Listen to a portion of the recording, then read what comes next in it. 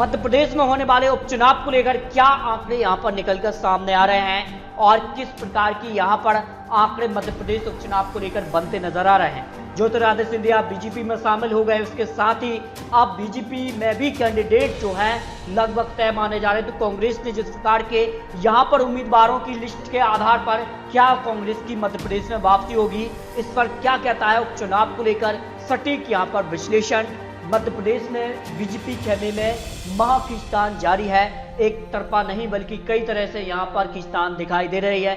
मंत्रिमंडल हो या फिर उपचुनाव को लेकर टिकट बंटवारा हो या कई तरह की और यहां पर परेशानी मध्य प्रदेश शिवराज सिंह के सामने दिखाई दे रही है।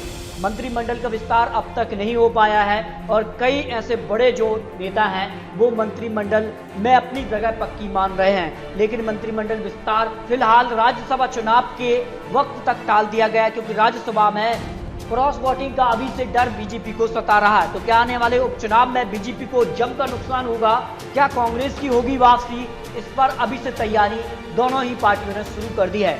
बता दें मध्य प्रदेश में 24 सीटों पर उपचुनाव होना है और इनमें से अगर बात की तो 2 सीटें जो पहले से खाली हैं और 24 सीटें फिलहाल मध्य प्रदेश में खाली होने के बाद जून माह के लिए यहां पर चुनावी घोषणा यहां पर हो सकती है।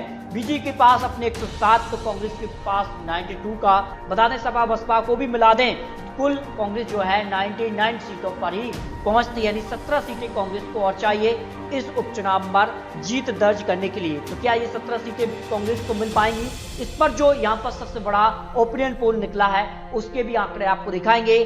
तो क्या बीजेपी में गए सिंधिया को लोग पसंद कर रहे हैं, क्योंकि कांग्रेस से जब यहाँ पर सिंधिया निकले थे तब साफ तौर पर कांग्रेस पर निशाना साधा और कहा कि कांग्रेस में उन्हें काम करने का मौका नहीं मिला है, लेकिन बीजेपी में शामिल होती है फिलहाल यहाँ पर सिंधिया कई समय से गायब नजर आ रहे हैं। तो क्या उपचुनाव की तैयारी में जुटे हैं सिंधिया, इस पर क्या आंकड़े बनते नजर आ रहे हैं। बता दें ग्वालियर सीट से ही यहाँ पर अगर बात की तो अशोक शर्मा, सुनील वर्मा, दंत कृपाल महाराज में से कांग्रेस यहाँ पर टिकट देने पर जोर दिखा रही है। अब पलड़ा किसका भारी है इसका अभी फिलहाल यहाँ पर तस्वीर सामने नहीं आई, लेकिन ग्वालियर पूर्व से अशोक सिंह, ब्रजेंद्र तिवारी का नाम सामने कांग्रेस की तरफ से निकल कर आ रहा है। तो पौरी सीट से रामनिवास रावत, हरिवल्लभ शुक्ला का नाम यहां पर निकल कर आ रहा है। मुरैना सीट से राकेश ववई, दिनेश गुर्जर, परशुराम यहां पर मुदगल का सामने निकल कर आ रहा है नाम।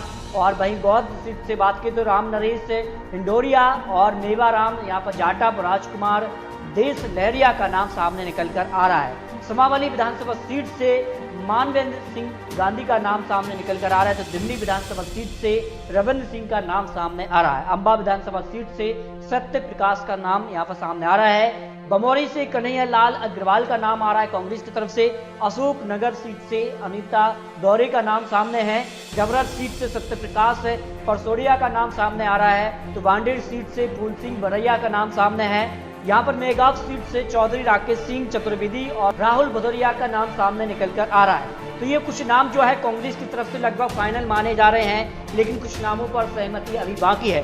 वहीं बीजेपी की अगर बात की तो बीजेपी ने साफ तौर पर कहा है कि कांग्रेस से आए 22 विधायक को ही बीजेपी उपचुनाव में टिकट देगी। 2 सीटों पर फिलहाल यहाँ पर कह नहीं सकती कि किसको यहाँ पर बीजेपी चुनावी मैदान में उतारेगी, लेकिन ये 22 विधायक ही तय कर देंगे मध्य प्रदेश में किसकी बनेगी सरकार।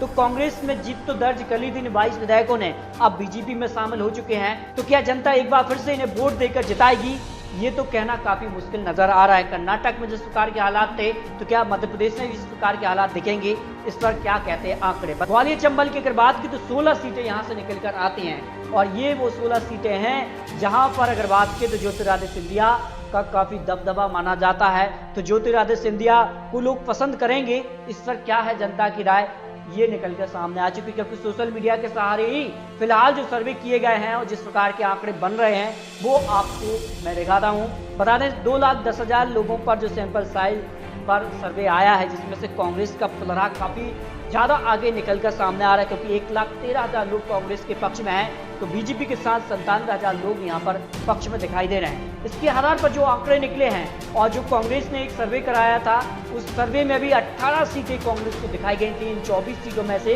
18 सीटें कांग्रेस को यहाँ पर दिखा रहा है सर्वे और बीजेपी को सिर्फ 4 सीट और अन्य के खाते में 2 सीट यहाँ पर दिखाई दे रही हैं। यानी साफ तौर पर कांग्रेस को अन्य का समर्थन मिल जाता है और 17 सीटें उनको और चाहिए, जिनमें सर्वे में 18 सीट दिखाई जा रही है। तो कांग्रेस की वापसी लगभग तय मानी जा रही है। अगर बीजेपी को अन्य का समर्थन नहीं मिलता है और अपने 107 प्लस 4 मिला दे तो बीजेपी 111 तक ही पहुंच सकती है। तो अन्य का समर्थन दोनों पार्टियों के लिए काफी महत्वपूर्ण होने वाला है। सपा बसपा या जो निर्दलीय हैं वो काफी महत्वपूर्ण भूमिका में रहेंगे उपचुनाव को लेकर। तो वो किसके पक्ष में जाते हैं, इस पर अपनी राय प्रतिक्रिया दीजिए कि मध्य प्रदेश में इन 24 सीटों में से किस पार्टी को कितनी सीटें आ सकती हैं। फिलहाल जो सर्वे था उसके आंकड़े आपको दिखा दिए। तो ये तो सर्वे है, आने वाले समय किस प्रकार के आंकड़े बनते हैं, किस पार्टी के नेता किसके साथ चले जाते हैं, तो इसके भी आंकड़े आपको दिखाएंगे। तो आप प्लीज चैनल को सब्सक्राइब कीजिए ताकि आने वाली जानकारी का नोटिफिकेशन आपको टाइम मिलता रहे। और एक और नई जानकारी के साथ फिर मिलेंगे। आप शुभ, जय हिंद, जय भारत।